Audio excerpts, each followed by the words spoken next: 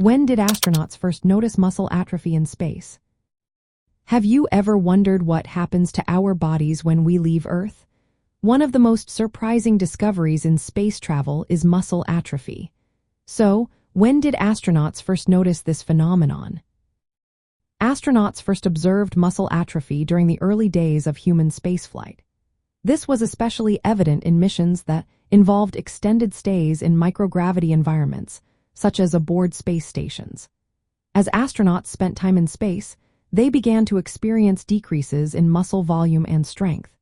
This was due to the lack of gravitational loading that normally helps maintain muscle health on Earth. Muscle atrophy refers to the wasting or loss of muscle tissue.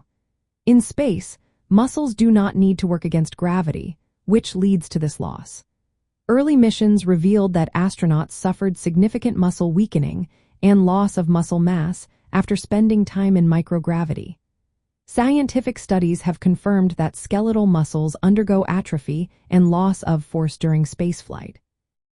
For instance, some astronauts have shown up to a 40% reduction in leg muscle volume after missions.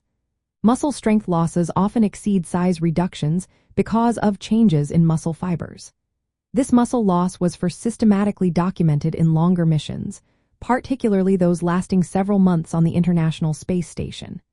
Detailed measurements showed decreases in muscle fiber size, strength, and changes in muscle composition. In microgravity, muscles do not bear the body's weight or resist gravity. This leads to decreased muscle use and subsequent atrophy. From the perspective of astronaut training and space missions, muscle atrophy is a major challenge. To combat this, astronauts engage in rigorous daily exercise routines aboard the International Space Station. They use specialized equipment like the Advanced Resistive Exercise Device, treadmills, and cycloergometers. These devices simulate the resistance and cardiovascular demands that muscles would normally experience on Earth. This helps to preserve muscle mass and strength. Despite these efforts, muscle atrophy remains a concern, especially for future long-duration missions beyond low Earth orbit.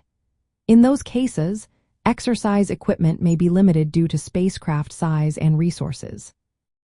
Muscle atrophy was first noticed in early space missions and became clearly documented during longer stays on the International Space Station. It results from the absence of gravity-induced muscle loading, leading to muscle weakening and loss. Astronauts train extensively with specialized exercise equipment to maintain their muscle health during missions.